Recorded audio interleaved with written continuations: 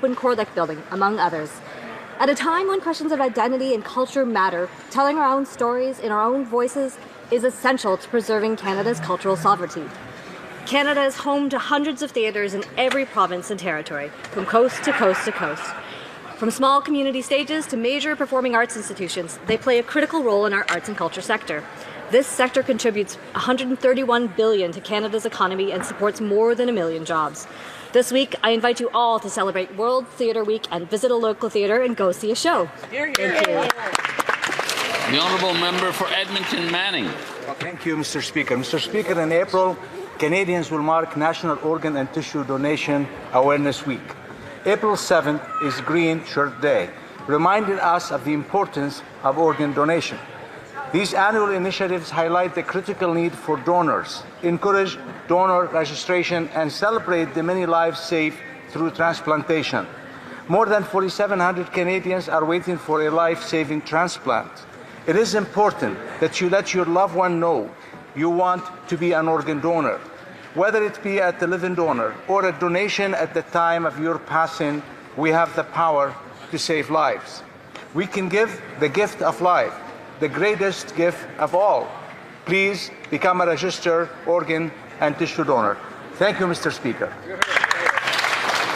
The Honourable Member for South Surrey White Rock. Mr. Speaker, I recently met with the Cuban ambassador who described the situation in his country as very dire and noted a need for solar power generators. Last week, a total collapse of the electrical grid occurred, leaving all 10 million people without electricity. This was also the case for critical infrastructure, including hospitals. People are left without basic necessities. Cuba's lack of oil has been catastrophic. At a time of uncertainty and struggle, Canada is stepping up to support people in need. Our government has recently delivered $8 million in humanitarian assistance to help deliver vital support. Canada does not support any country's attempt to take over another sovereign nation. Canada continues its commitment to constructive engagement with Cuba, grounded in respect for international law, sovereignty, and for freedom of people to choose their way of life. Canada will continue to focus on the well-being of the Cuban people and uphold the values. The Honourable Member for Parry Sound Muskoka. Well, from the first run of sap to the last maple taffy, communities across our region are coming together to celebrate one of Canada's oldest and sweetest traditions. Whether it's Maple Mayhem at Muskoka Lakes Farm and Winery, the community spirit of the Parry Sound Maple Fest, the energy of Muskoka Maple Festival in downtown Huntsville, the hands-on experiences of the Muskoka Maple Trail, or a true working sugar bush experience at Hubert's Maple Products during the Almaguin Maple Festival. There is something happening in every corner of Parry Sound Muskoka. These events remind us of who we are, hardworking, community-minded, and deeply connected to the land and the traditions that built this country. So this spring, I encourage everyone, locals and visitors alike, to get out, bring your family, support our producers, and take part in these incredible celebrations. Because when you show up, you're not just enjoying maple season, Mr. Speaker, you're supporting the people and communities that make Parry Sound Muskoka the most incredible place to call home. Hear, hear. The Honourable Member for Orleans. Mr. Speaker, on March 20th, it was International Francophonie Day, which is an opportunity to celebrate the vitality of the French language, as well as our linguistic duality that brings us together. Throughout March, the Francophone community has come together to celebrate our heritage. The 28th edition of the Rendez-vous de la Francophonie offered many dynamic events, such as the Francophone Festival at the Béatrice Desloges School, the reception on Parliament Hill, and to end the month, the Mayor's Francophone meeting. This month casts a light on the importance of the Francophonie in our national capital region and beyond. I'd like to wish everyone a very happy Francophonie month. The Honourable Member for Okanagan Lake West, South Kelowna. Mr. Speaker, it's a great honor to share with this House that on December 23, 1926, the Peachland Legion Branch 69 was presented with its charter. I'm proud to note that this original charter, issued by the British Empire Service League, still hangs on the wall of this Legion to this very day. The Peachland Legion was established in the aftermath of the First World War by returning soldiers, marking an incredibly proud moment for the small community of Peachland, British Columbia. For nearly a century, the Legion has supported veterans who have served in the Second World War, Korea, Rwanda, Somalia, Bosnia, the Gulf War, Afghanistan, and more recent theaters where our men and women answered the call to serve.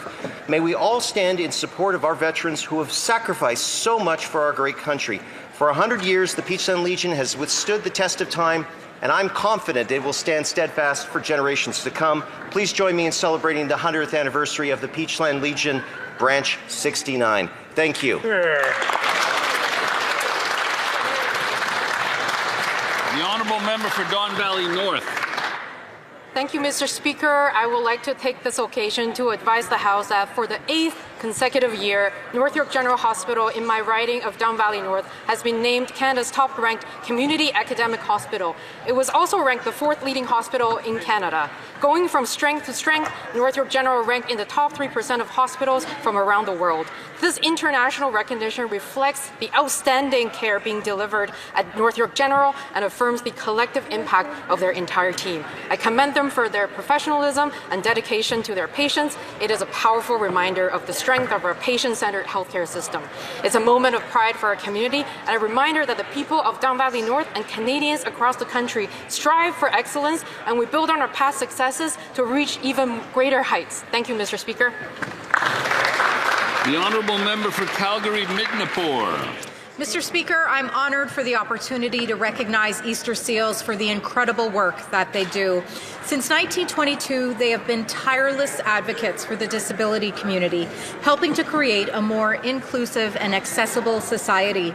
Last year alone, they sent over 6,000 people of all ages to camp and worked with more than 150,000 individuals across Canada. Raising awareness and funds, their ultimate mission is to ensure that everyone living with a disability has access to the services, equipment, programs, and support that they need to live their lives to the fullest. As we mark Easter Seals Month, I want to thank the national and provincial organizations and all of their dedicated volunteers for the work that they do for them and their fellow Canadians. The Honourable Member for Lac-Saint-Jean. Mr. Speaker, today our nation is honoured on the international stage by the genius of a Québécois. University of Montreal Professor Gilles Brassard received the Turing Award, the highest world computing award, which is compared to the Nobel. This crowns a long career dedicated to quantum information and cryptography. According to the Association for Computing Machinery, which grants this honor, Gilles Brassard expanded the boundaries of computing and set in motion decades of discovery across disciplines. This is the peak of a career that started in the 70s. Gilles Brassard was a prodigy who started studying at the University of Montreal at only 13 years old. On behalf of the Bloc Québécois, I'd like to congratulate him.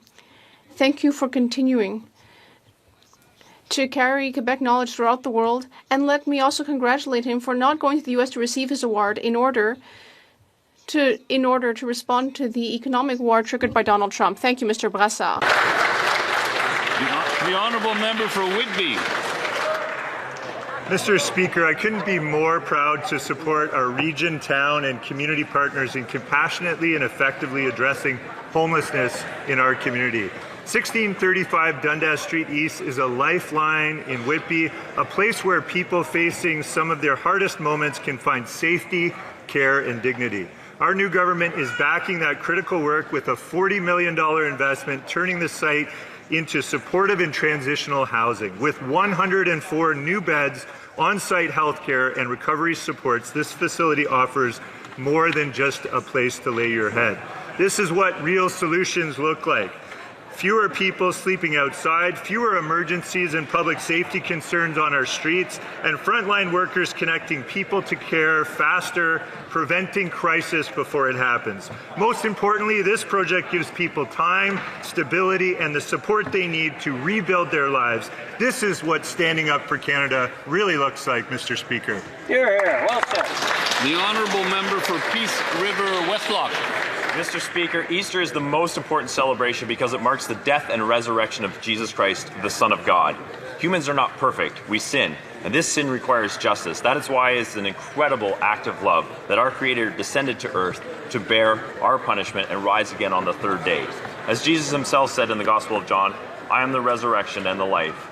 He who comes to me will never die. This promise is fulfilled in the Easter morning when the tomb was found empty. In the Gospel of Matthew, the angel declared, he is not here, he is risen. Hear, hear. Just as he said. This is the good news. You are truly forgiven through the death of Jesus. So whether it's legal or not, I will always proclaim, Christ is King. He is risen. Risen indeed. Hear, hear. Amen.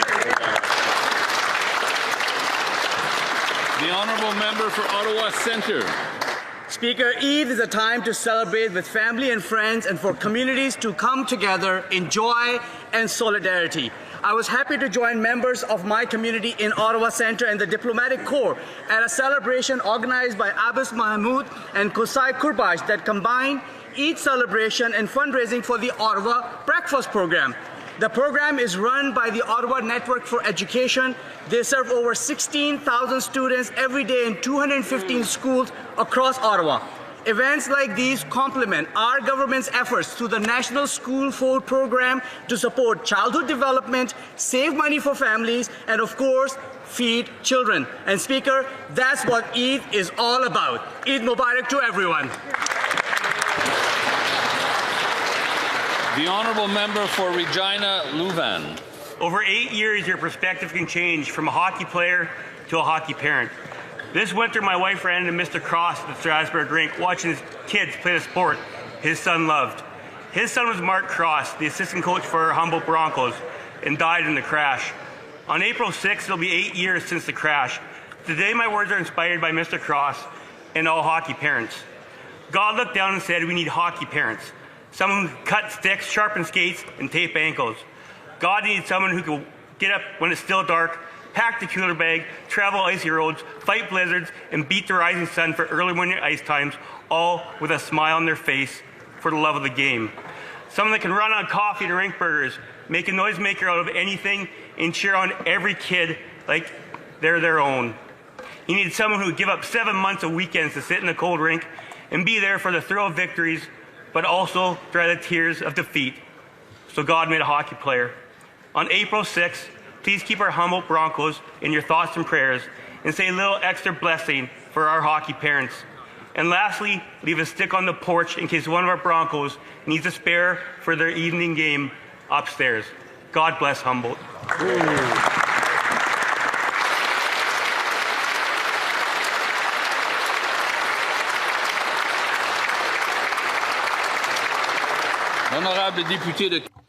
The honourable member for Quebec Centre. Mr. Speaker,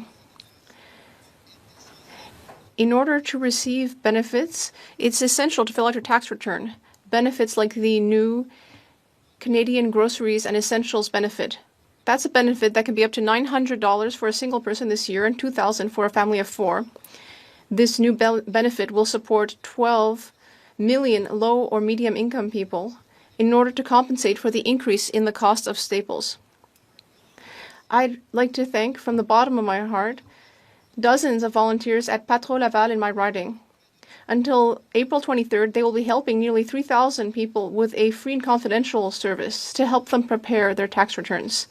I'd also like to thank the Government of Canada for supporting that initiative. I'd like to thank other organizations in Canada as well that are supporting people through the Community Volunteer Income Tax Program. The honourable member for Algonquin Renfrew Pembroke. Mr. Speaker, higher prices are the official policy of the Liberal Party. The results speak for themselves. 100,000 jobs lost this year, a shrinking economy, the second highest unemployment in the G7, the highest household debt, the highest food inflation. Canadians can't eat empty Liberal slogans. Broken promises don't put a roof over Canadians' heads. Spending is out of control. This Brookfield government has already broken its deficit target. The Prime Minister can only hide overseas for so long. Canadians are waking up to the consequences of 11 long years of bad Liberal policy. This government's only solution is more of the same. More corporate welfare for well-connected insiders, more new bureaucracies to slow development, recycled announcements and reused talking points. Now they'll reap a gas tax windfall, but Canadians won't see a dime. The bill for these bad Liberal policies will come due, but it's Canadians who will pay the price. The honourable member for Fredericton Oromocto. Monsieur le Président. Mr. Speaker, I rise today to celebrate an extraordinary moment in Canadian animation. The Oscar for Best Animated Short was given this year to Montreal filmmakers Chris Lavis and Maciej Szczerbowski. It reflects Canadian talent and creativity. This award will be an inspiration for our artists and will make Canada proud. Chris and Maciej told the world that their film could only be made at the National Film Board of Canada. This is the 12th Oscar win for the NFB. We should be proud of the enduring role the organization has played in supporting bold, original voices and sharing Canadian stories with the world. Felicitas. I'd like to congratulate Maciej and Chris, and I'd like to congratulate the NFB on this remarkable accomplishment.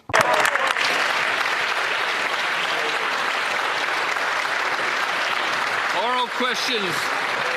Questions orales. The honourable member for Regina Capel.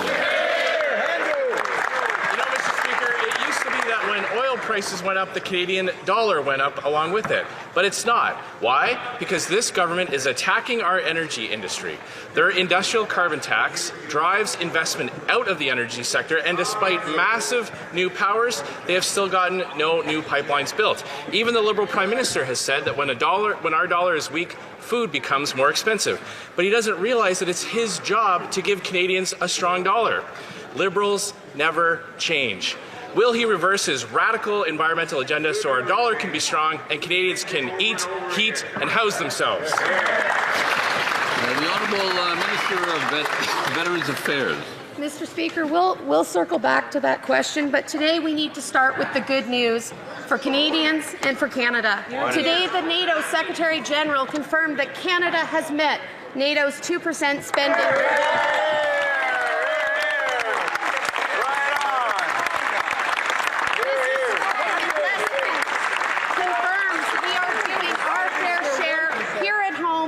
Continent and in the alliance, investing in Canada's women and men in uniform.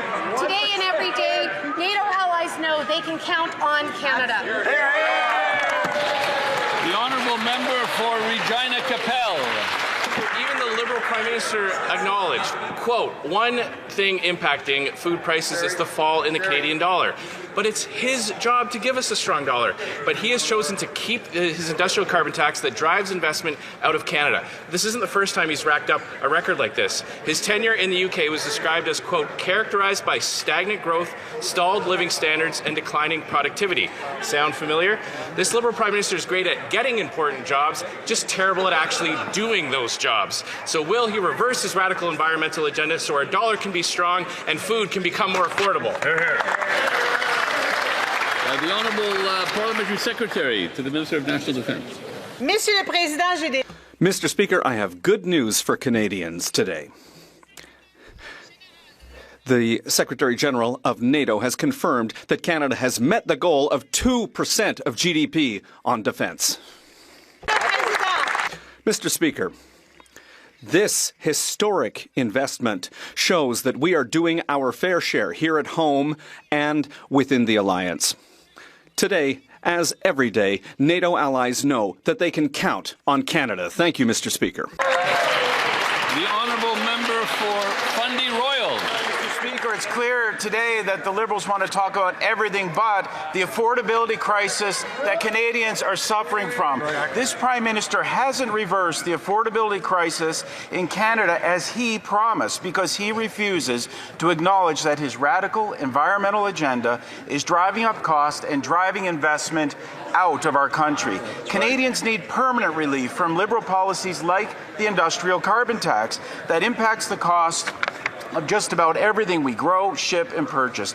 Everything is more expensive, from housing to gas to groceries. Will the Liberals finally stop attacking vital industry? The Honourable Minister of Energy and Natural Resources. Mr. Speaker, I was just in Houston where I was with Secretary Wright and Secretary Burgum, and they were applauding Canada for its record oil production and its record natural gas production, which is keeping prices affordable in North America, Mr. Speaker.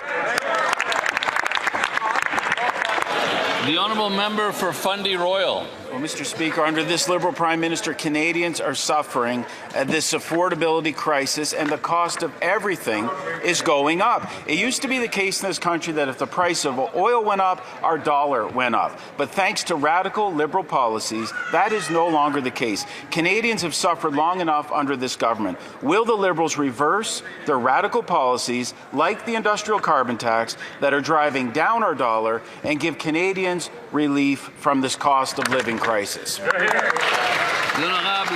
The Honourable Minister of Finance. Mr. Speaker, these Conservatives cannot stand good news, Mr. Speaker. But I have good news for them. Not only we're making our NATO commitment, but we table legislation, Mr. Speaker, to boost home sales in the country and new construction, Mr. Speaker. They should rejoice, Mr. Speaker. We're going to boost construction. We're going to support our industry. We're going to support our construction workers. Instead of yelling, you should applaud our construction workers across the nation. They're going to help us build this country, Mr. Speaker. This is a day to celebrate. We're going to help our workers build our construction sector and make Canada stronger. The Honourable Member for Mégantic-L'Érable-Lotbinière. While the Liberals hide behind these illusory celebratory ideas, Canadians are losing hope. The price of beef is up by 40%. Your Easter ham, it's up by 10% this year. The cost of gas is skyrocketing. The Prime Minister has imposed a hidden tax of 7 cents a litre on gas. It's going up by 17 cents a litre. Same old, same old, same old as under Justin Trudeau, the old Liberals. When will the Liberals get rid of the hidden taxes that are increasing the price of gas, of transport, and of groceries so that Canadians can feed their families? The Honourable Minister of Finance. Mr. Speaker, once again, we see that the Conservatives aren't able to hear good news, Mr. Speaker. Not only do we have good news, we've reached our 2% target for NATO. They should be applauding that, Mr. Speaker. But another good news, bit of good news, some even better good news before they go back to their ridings. Mr. Speaker, this morning we unveiled a bill that is going to help us strengthen new home building and new home sales in Canada. We're strengthening the construction sector. We are making things better for our construction workers across the country, Mr. Speaker. This is a day to celebrate our construction sector and our defence sector. The Honourable Member for Mégantic-L'Érable-Lotbinière. Mr. Speaker, there's nothing new under the sun with these Liberals, Mr. Speaker. It's same old all the time. They make announcements, but they never produce any results.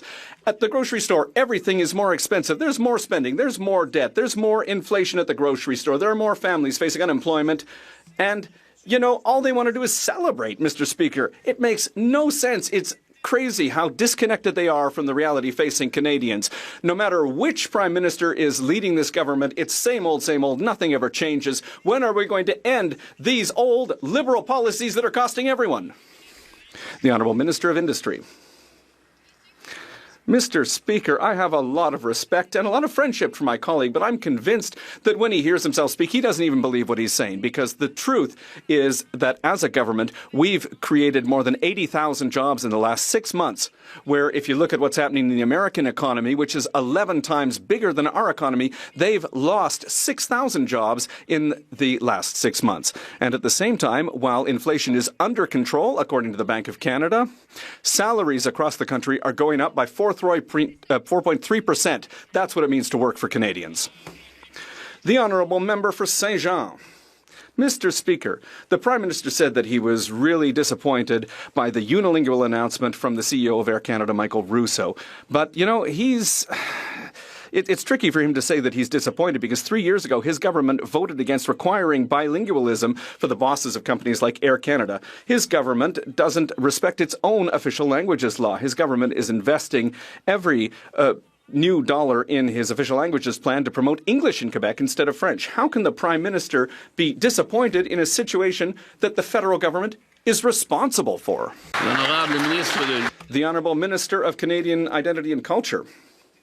The member across the way seems to have forgotten that we've invested $4 billion in strengthening French in Canada with the new Official Languages Act. In terms of the situation with the CEO of Air Canada, it's clear that we are very disappointed. He should have known better. We expect... What? I'm being interrupted by the bloc. Once again, they don't want to hear the answer, Mr. Speaker. So it's ridiculous, Mr. Speaker. The Honourable Member for Saint Jean.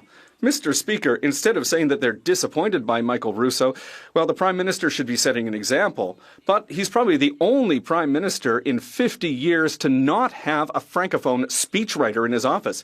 His government is making unilingual Anglophone appointments, starting with the Governor-General, Mary Simon.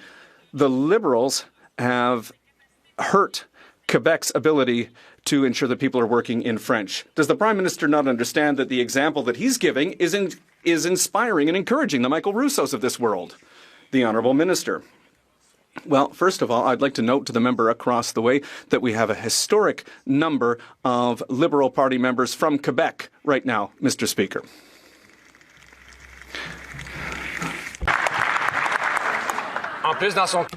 And in his cabinet, we have many Francophones. I think we saw that during the election campaign, he's been working very hard on his French. I think Canadians know that the Prime Minister is making incredible efforts when it comes to French. The Honourable Member for La Pointe de l'Île. Mr. Speaker, while the Prime Minister says that he's disappointed by the unilingual English message from Michael Russo, the federal government has spent more than $2.4 billion to strengthen English in Quebec since 1995. Billions of dollars to make Quebec English-speaking over 30 years, and that continues every year. And that explains, it's very clear, how Michael Russo has been able to live his life in Quebec without speaking a single word of French. When will the Liberals realize that there are many Michael Russos across Quebec, and that it's largely their fault? The Honourable Minister of Canadian Identity and Culture. Mr. Speaker, Anglophones have rights in Quebec. It's clear, Mr. Speaker, that the member across the way is saying, spouting nonsense, and it doesn't deserve a response. Speaker, a grocery store worker in Haldimand, Norfolk contacted my office to say that $120 used to buy 5 bags of groceries. Now it barely fills 1. Even though she works at a grocery store, she's still forced to use the food bank. This Prime Minister has delivered the worst food inflation in the G7, and he even plans to raise the clean fuel standard tax by 7%.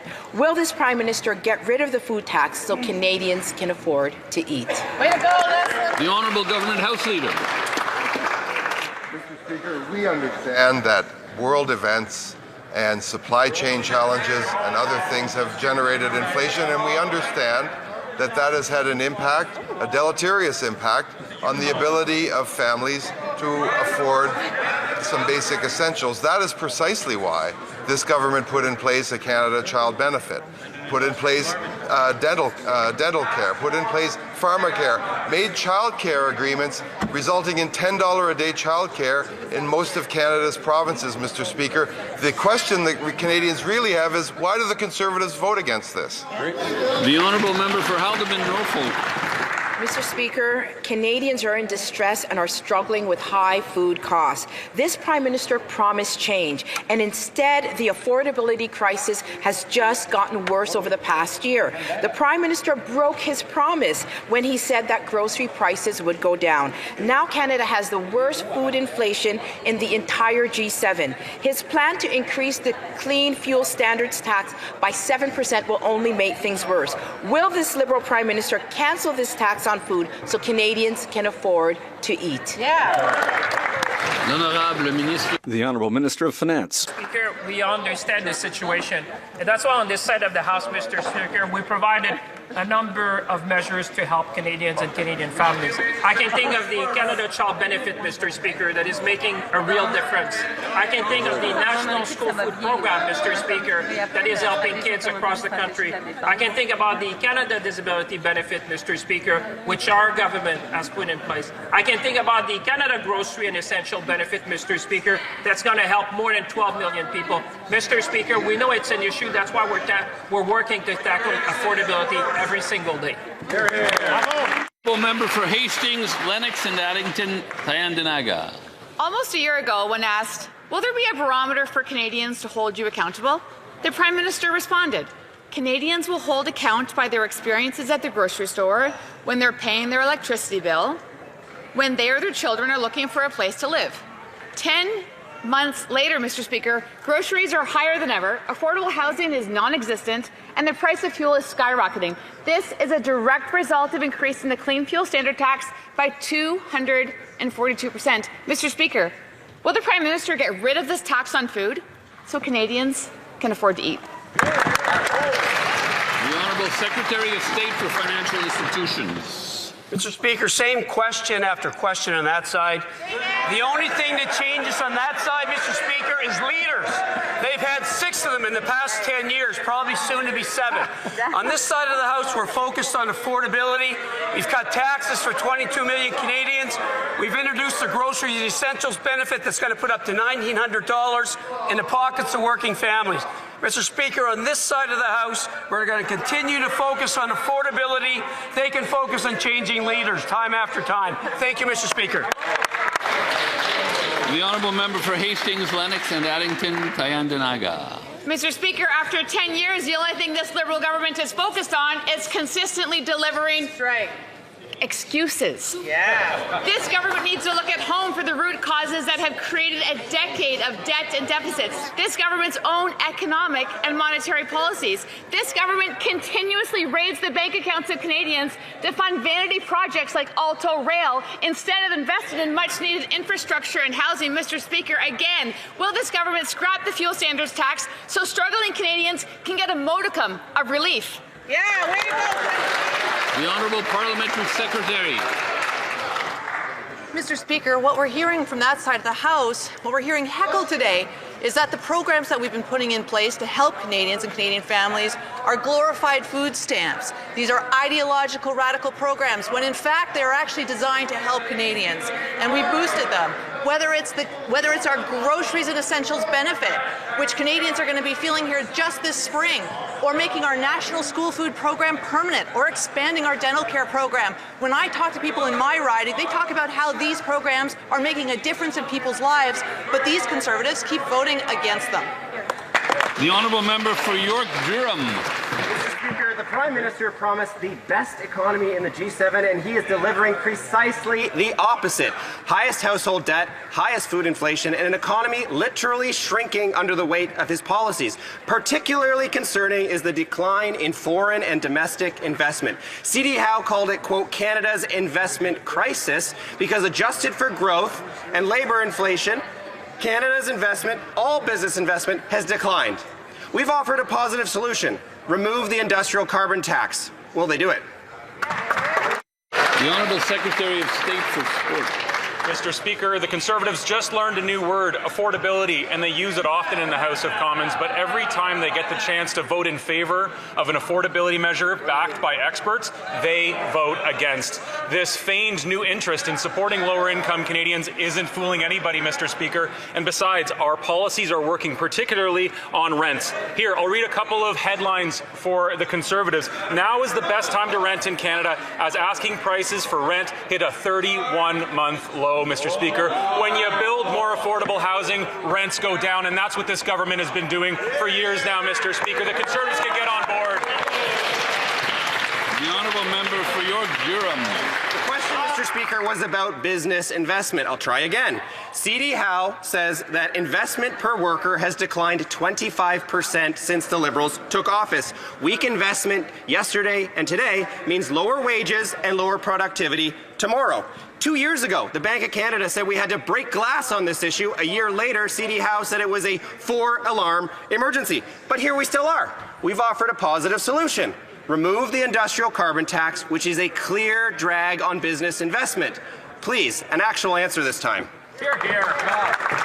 The Honourable Minister of Energy and Natural Resources. Mr. Speaker, I was beside the Premier of Alberta earlier this week in the United States where she was applauding the work of this government, where she believed the work of this major projects office has brought over $126 billion of investment to Canada in the last 6 months. The Honourable Member for Selkirk Interlake Eastman.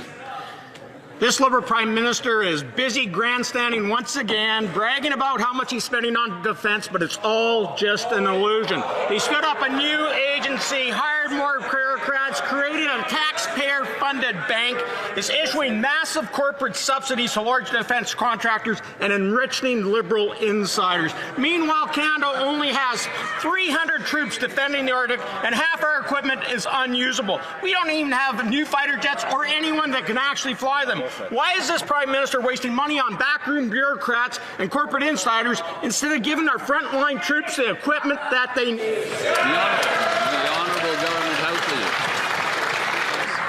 Mr. Speaker, I think that member who was around in those days is not really very nostalgic for the peak of 0.99% of GDP that was achieved under the Conservatives. This government, we are going to equip our members in uniform. We are going to give them raises. We are going to improve their bases. We are going to buy new equipment. We are going to create jobs, and more jobs in the defense industry in this country, unlike the Conservatives.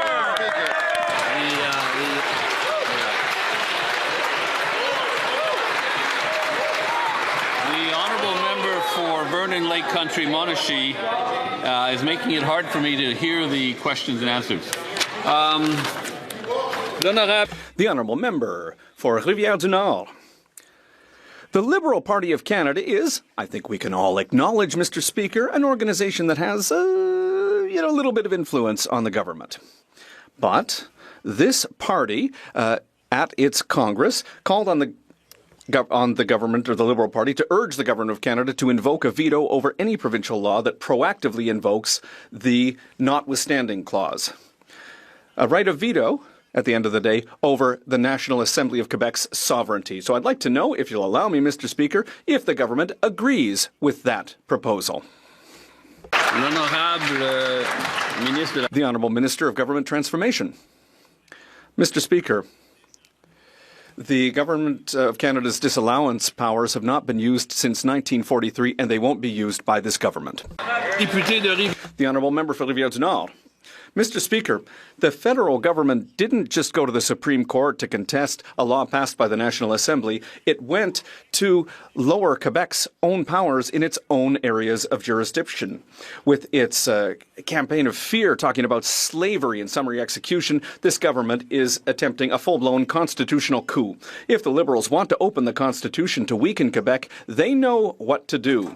Either they can start a new constitutional round, or they can respect the powers of Quebec. What will they choose? The Honourable Minister. Mr. Speaker, I find the questions from the Bloc Québécois absolutely ridiculous. One thing I know about Quebecers, Mr. Speaker, is that we're proud to live in a state of law. And Quebecers have the right to contest a law before the Supreme Court. It's their right. It's completely legitimate. On this side of the House, we respect the work of the Supreme Court, and we're going to let them continue their work. Thank you, Mr. Speaker. The Honourable Member for Louis Saint Laurent Akiwenrek. Mr. Speaker, a year ago, Canadians thought that they had a new Liberal Prime Minister, but no, it turns out that a Liberal is a Liberal is a Liberal, and that's been the same for 10 years, Mr. Speaker. And investments are bad, Mr. Speaker. The C.D. Howe Institute told us today that business investment per worker is down. It's down by 25% in investment per worker. Investment in industrial commercial buildings has dropped by 32%. Machines and equipment, it's down by 29%. It's all going down. But there's one thing that is going up, Mr. Speaker, and that's the Liberal industrial carbon tax. While investments are going down, the Liberal tax is going up. Is there a Liberal who can explain to me how this is going to work? The Honourable Minister of Industry. Well, there's something that we can certainly explain to my colleague, with whom I have great friendship, and it's the fact that there are tariffs right now against the manufacturing sector, and that's having an impact on our industrial base. And obviously that's also having an impact on investments. In the meantime, the government isn't sitting on its hands. No, we've worked on a plan. We've worked with businesses from Quebec and the rest of the country, and we are helping those who are impacted directly by the tariffs, workers, entrepreneurs, and others. Our goal is to create jobs, and you know what? We've created 80,000 in the last 6 months. The Honourable Member for Louis Saint Laurent Akiwenrek. Well, you know, Mr. Speaker, last month 100,000 Canadians lost their jobs, Mr. Speaker. That's the reality. And while the government's blaming everything on Donald Trump, the reality is that this government could act directly. But what they're doing for industry is increasing the Liberal industrial carbon tax. That's the truth, Mr. Speaker. When investments go down, they're increasing taxes. It doesn't make any sense, Mr. Speaker.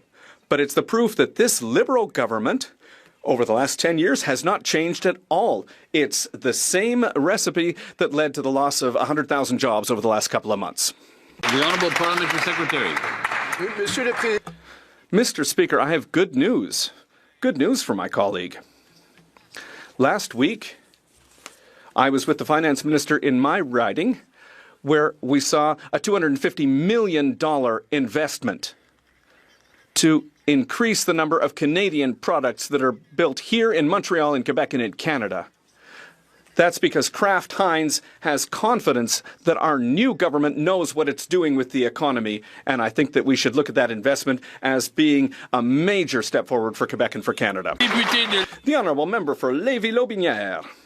Mr. Speaker, new Liberal government, old Liberal government, well, whatever, it's a Liberal government that doesn't know how to count. For 10 years, it's been the same Liberals who've ruined our country. Canada lost over 100,000 jobs since the beginning of the year. Business investment per worker has plummeted by 25% since the last Conservative government. And investment in industrial and commercial buildings has dropped by 32%. Mr. Speaker, the Liberals, will they cancel the industrial carbon tax finally so that our country becomes a place where people want to invest again? The Honourable Minister of Industry. Thank you, Mr. Speaker. Listen, my colleague has made a major allegation by saying that the government doesn't know how to count. But I think if he were to do a math test against the Prime Minister, well, I don't think he would win. If he was going to do a test of, who can yell the loudest, well, maybe he'd win that. The Honourable Member for Charlebourg-Haute-Saint-Charles. Mr. Speaker, in recent weeks, we've been hearing conflicting reports that have circulated regarding the cost of the Quebec City tramway. Here in the House, the member for Beauport-Limoilou himself mentions a cost of up to $13 billion. The announced budget is reportedly $7.6 billion. What we need to know is how much the federal government is prepared to pay into this. Everyone in Quebec wants to know. I would ask the government's Quebec lieutenant to clarify. The Honourable Minister. Thank you very much, Mr. Speaker. On March 26th, it's a historic day. Finally, the member for Charlebourg is supporting the tramway project, a critical project, $10.6 billion in economic benefits. It's a historic day because a year ago, he was claiming that he was going to withdraw financial support, $1.44 billion. And here we are signing agreements with Quebec, 26 million for public transit over the next 10 years, 13 billion for the infrastructure fund for my colleague, and I'm very much looking forward to working with him on this important project. The honourable member for Charlebourg Saint Charles. Mr. Speaker, there is a nuance here. You know, it's not. We remain on the same position, but they are committed. They committed, in fact, last year that they would be there for 40% of the project. Now, the project is underway, but there's no funding attached to that. Can the minister confirm that his government will be there before the trees have been cut? What are we supposed to do if that's not the case? The honourable minister. Mr. Speaker, there's one thing that is for sure, and I think things are backwards here when you hear the member across the way from Charlebourg Saint Charles say these things. What he was promising to the people of Quebec was zero. Projects are fine for Edmonton and Calgary, but their commitment was zero for Quebec, and that's absolutely unacceptable. We've been here since day one. We've been here since 2018, $1.44 billion, $25 billion over the next 10 years, $13 billion in infrastructure, and we're working closely with Quebec City for more money for public transit everywhere throughout Quebec. For Scarborough Agincourt. Today is a great day for Canada, Mr. Speaker. Consideration for the Budget Implementation Act is nearly complete, and we can expect royal assent shortly. Families in my riding of Scarborough Agincourt know we are investing in Canada's future, building an economy that is strong and resilient to global shocks, unlocking generational investments in our long-term prosperity, driving economic growth, and modernizing our tax and financial systems. But can the Minister of Finance tell us how else this bill will help Canadians? The Honourable Minister of Finance. I want to thank my colleague for her strong leadership. She's right. There's even more good news, Mr. Speaker. Just look at the Conservative face. They're waiting for that because they're going in their riding. Well, we're going to get royal assent today, Mr. Speaker. We're expecting to get royal assent for the Budget Implementation Act, Mr. Speaker. This is a great day for Canadians because Canadians will see production in instant tax credit, historic investment in housing. We're going to reduce red tape. We're going to make permanent the National School Food Program. We're going to modernize our consumer-driven banking. Mr. Speaker, we're going to build the strongest economy in the G7. Very good. Honourable member for Saskatoon West. Mr. Speaker, the Prime Minister stood in this place and tried to tell Canadians that immigration is under control. Well, here are the facts. The temporary foreign worker program has ballooned by 178% since 2015. The Auditor General revealed that 97% of student fraud cases are not even being investigated. And the asylum backlog is a staggering 300,000 cases. And yet Canadians can't find jobs, housing, or health care. This didn't happen by accident. This was the work of 3 incompetent ministers, and all 3 are still in his cabinet. When will the Prime Minister fire these ministers and fix the core issues in our immigration system? Good question. The Honourable Secretary of State for Rural Development. Mr. Speaker, I'll get to the answer to that question in due time, but I want to say this, Mr. Speaker. Those Conservatives across the way from Saskatchewan have been there 10 years. I have been here 10 months, and what did I see, Mr. Speaker? Defending our northern border, check mark. Building the one Canadian economy, check mark. Strengthening our World Trading Partnership, check mark. Creating nation-building projects across Canada, check mark. $2.5 billion in uranium sales with India, check mark. Canola sales dramatically increasing, check mark. And more good news, Mr. Speaker, we are just getting started.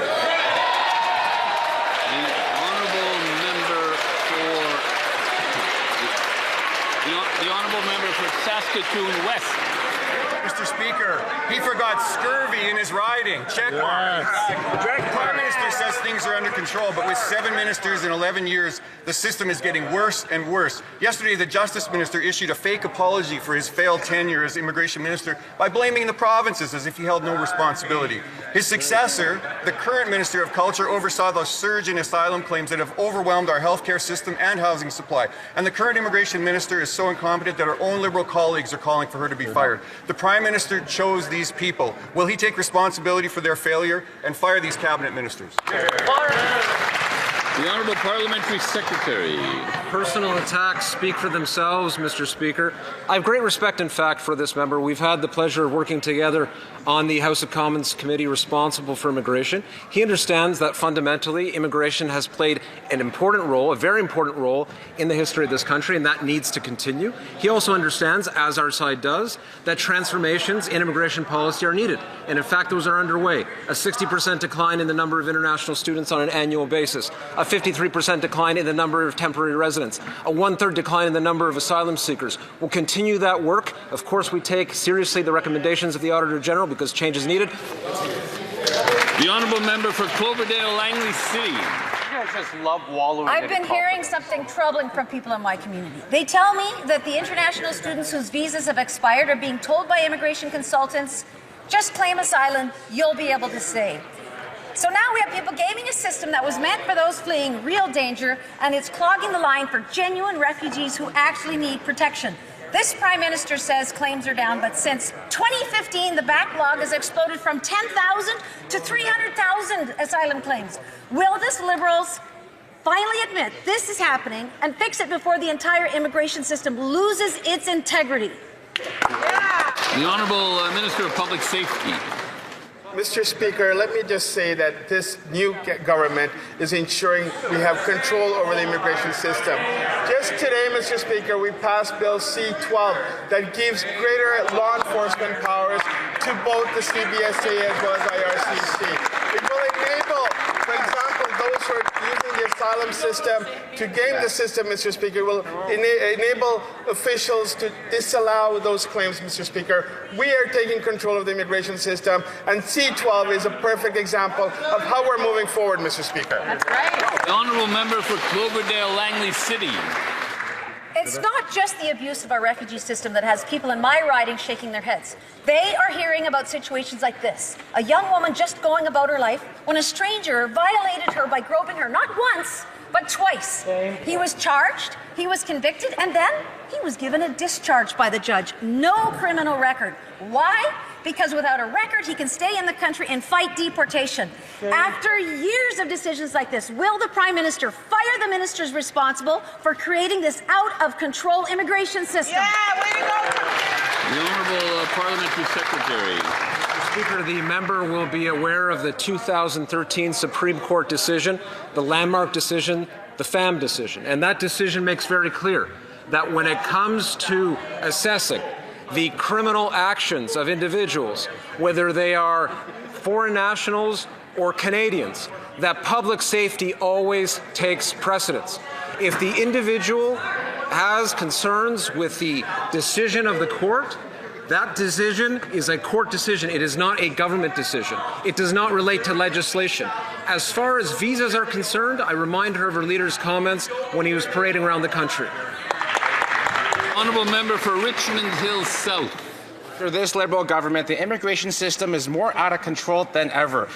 This Prime Minister claims temporary foreign worker numbers are down by 50%, yet the facts say otherwise. In 2025 alone, approvals hit a staggering 167,000, nearly triple the 60,000 in 2015. At the same time, youth unemployment is surging to 14%, and young Canadians cannot find work. This Liberal Prime Minister either doesn't know his own numbers or is choosing to ignore them. How many more Canadian workers have to be pushed out of jobs and into food banks before this Liberal government admits its immigration is betraying Canadians? The Honourable Parliamentary Secretary. Mr. Speaker, I have respect for my colleague opposite, but I would remind him that TFWs are less than 1% of the workforce, and that temporary foreign workers' use is down by 70% in Canada. And in fact, this is a government that stands behind youth. We are creating jobs for youth. One of the things that we're doing right now, we're investing in our union trade and innovation program, supporting 1,800 trades jobs in the BC construction industry, 350 new Red Seal bricklayers at the Ontario Masonry Training Centre, 2,000 sheet metal apprentices and journeypersons through the building trades unions. Mr. Speaker, these are the kind of serious actions that we're taking as part of our plan to get youth working. The Honourable Member for London Fanshawe. Mr. Speaker, under this Liberal Prime Minister, the immigration system is more out of control than ever before.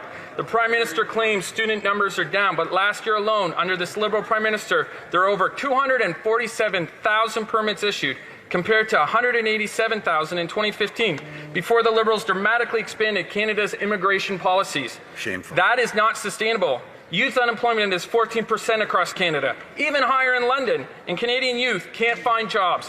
Why won't the Liberals take accountability for their immigration failures? Good question. Good job. The Honourable Parliamentary Secretary. I've already gone over the achievements of the government on the immigration file. We'll continue that work. Also, Conservatives have a tendency, unfortunately, Mr. Speaker, to count permits and not people. And so they'll count the original permit that's issued, then the renewal. So we have a double counting that often happens. As far as creative math is concerned, we'll put that aside. They've mentioned time and again today the temporary foreign worker program. I'll inform my honourable colleague, their leader as well, if he wishes to hear it, that quietly, when they haven't been watching in the leader's office, Conservatives have been advocating, in fact, for the temporary foreign worker program in the round. The honourable member for Calgary Nose Hill. You know, let's bring it a little bit closer to home for the member. In London, Ontario, an immigration expert said this. He called the Liberals' immigration levels explosive and reckless. He said, they don't care what will happen with this many students coming in, how they'll find a home or how they'll find health care. But it's just about numbers for them, right? And what happened? We saw health care in London be strained. Rents increased by over 20%. My question to my colleague is this. How can he defend the people who are in cabinet who caused this problem in his hometown while he isn't? The Honourable Parliamentary Secretary. Mr. Speaker, personal attacks again speak for themselves. I'm honoured to work with every single member of this caucus who time and again devote themselves to their constituencies. As far as London or any Canadian community is concerned, we continue to see immigration as a fundamental building block in this country. Of course, transformations in policy are needed. That's exactly what we are devoted to.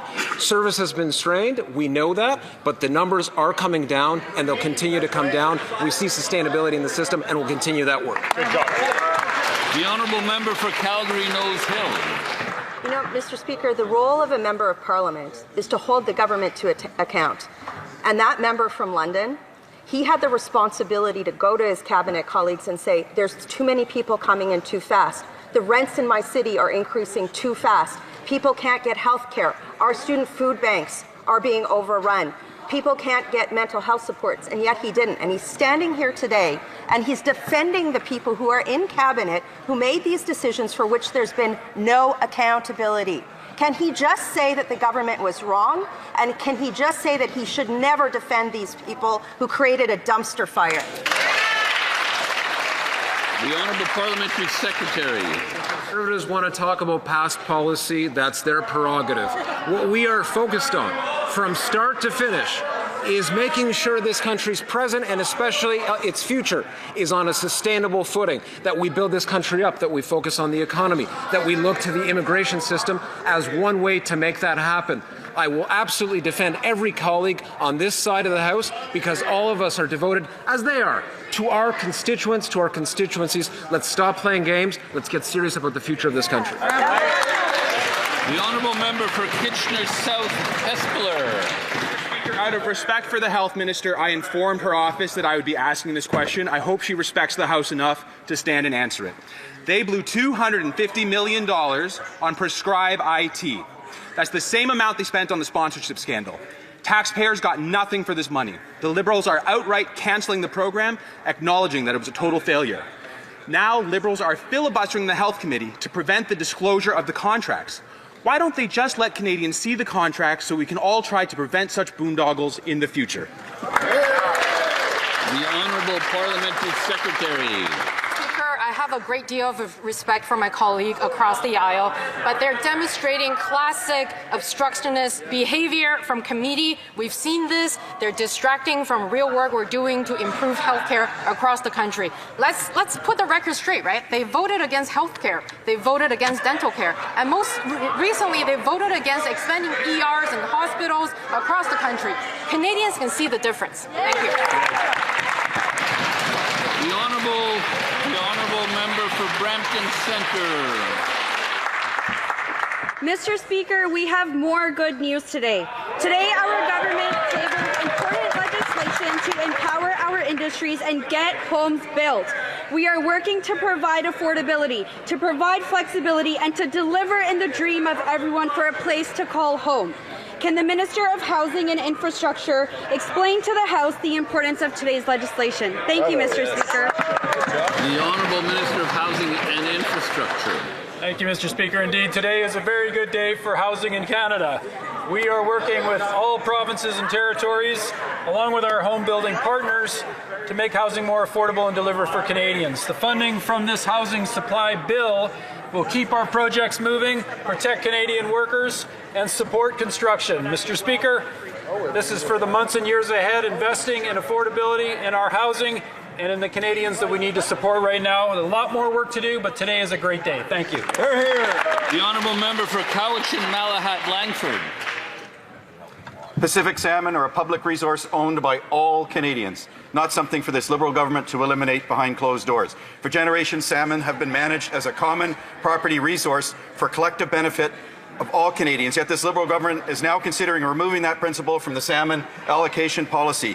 The Minister of Fisheries refuses to commit to protecting BC's vital recreational fishing industry. With only 5 days left to make a decision, I ask her to confirm that Canadians will retain their meaningful public right to fish, or will these Liberals once again turn their backs on coastal communities, recreational fishers, and our way of life? The Honourable Minister of Fisheries and Oceans.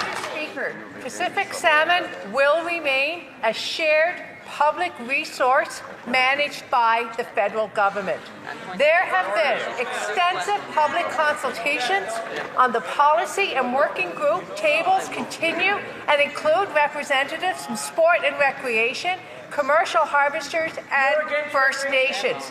A revised salmon allocation policy will not take away any sector's access to the resource. To suggest otherwise is wrong, and it actually divides Canadians. The Honourable Member for Kamloops, Shuswap, Central Rockies. Thank you, Mr. Speaker. Canada's fisheries resources do belong to the people of Canada. The Fisheries Minister confirmed this last October when I asked her at Fisheries Committee. But the Minister's department has recklessly published a proposal that would eliminate this principle, and Canadians are paying the price for the uncertainty that it's caused. Was the Minister's statement at committee more Liberal bait and switch, or will she reaffirm that Canada's fisheries resources belong to the people of Canada? Yeah, well said. Honourable Minister of Fisheries and Oceans. Clearly, the member of the opposition didn't hear me, so let me repeat. Pacific salmon will remain a shared public resource managed by the federal government. There have been extensive public consultations on the policy, and working group tables continue. That includes representation from sport and recreational groups, First Nations, and the commercial sector. A revised salmon allocation policy will not take away anyone's access to the resource. To suggest otherwise is wrong and divides Canadians. Member for Kamloops, Shuswap, Central Rockies. Well, it sounds like the Minister is tired of hearing from Canadians, but Conservatives won't stop raising their voices on their behalf. We recognize the salmon allocation policy must be aligned with the Housing decision. No one is disputing that in the policy's review. But why is the Minister's department floating the proposal to go far beyond and proposing to sink over 9,000 jobs in BC by gutting the public fisheries access to Chinook and coho salmon? The Honourable Minister. The member opposite is incorrect. Let me repeat. Pacific salmon will remain a shared resource managed by the federal government. There have been extensive public consultations on the policy, and working group tables continue. That include representation from the sport and recreational group, First Nations, and the commercial sector. A revised salmon allocation policy will not take away any sector's access to the resource, and to continue this argument is to continue to divide Canadians. The Honourable Member for Nunavut. March 31st will be the National Day of Indigenous Languages. Our government acknowledges that Indigenous languages must be celebrated and supported.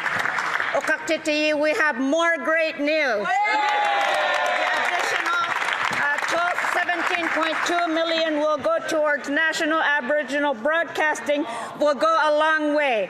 More Indigenous peoples will preserve their cultures by showcasing their stories. Could the Minister of Canadian Identity and Culture and Minister responsible for official languages share how this will impact Nunavut? The Honourable Minister of Canadian Identity and Culture. Thank you, Mr. Speaker. I want to thank the member for her tireless work for Nunavut and for the North generally. Last week I had the chance to visit a number of Indigenous broadcasters across the North to see the amazing work they're doing to revitalize the language, to broadcast their people in their languages. That's why I topped up the Aboriginal broadcasting envelope that we have in Heritage Canada by $17 million, just to make sure that those often small organizations are doing the amazing work and can continue to do that amazing work. Just in Nunavut, we announced in the members' riding $4 million, including $2.5 million for the Inuit Broadcasting Corporation. Mr. Speaker, keeping Inuktitut. The Honourable Member for Wellington, Halton Hills North.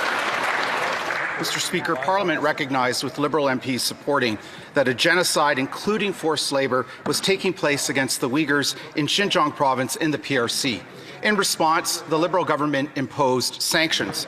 Today, a Liberal member of Parliament in committee intimated in questioning Margaret McQuaid Johnson, a former PCO official, that there was and is no Uyghur forced labour. Two questions. Does the government still assess that Uyghur forced labour has taken place? And secondly, will the sanctions remain in place?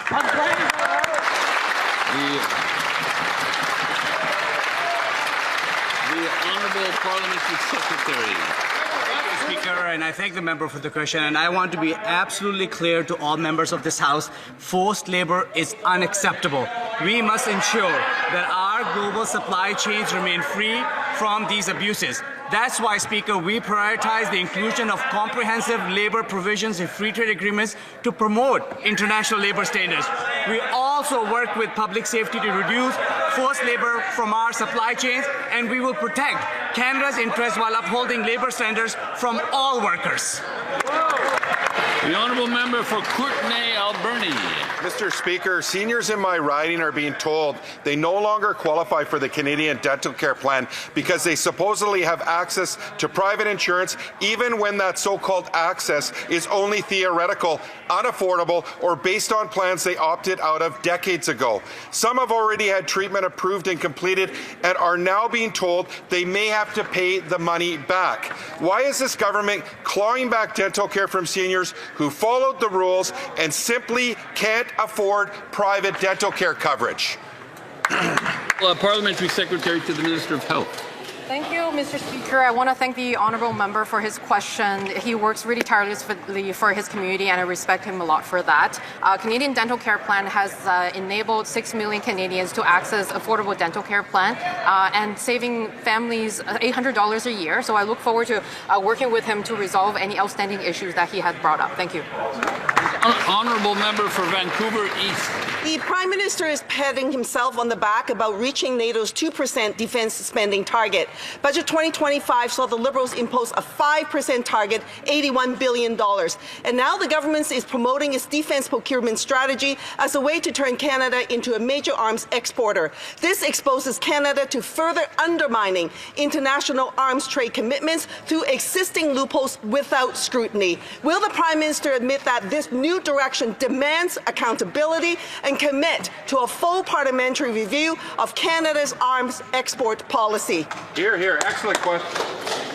The Honourable Parliamentary Secretary to the Minister of Foreign Affairs. I would remind this House that Canada continues to have the strongest regime when it comes to arms exports controls. Exactly. We will continue to monitor every sale that leaves this country. We will continue to ensure that we have the best corporate or social responsibility as we are engaged in peace activities around the world. We will continue to do that. We will never let our eye off that ball. Thank you, Mr. Speaker.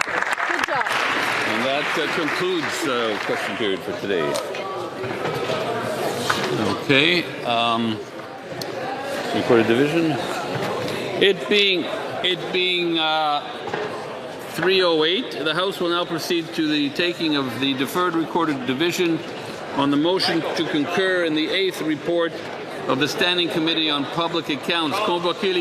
Call in the members.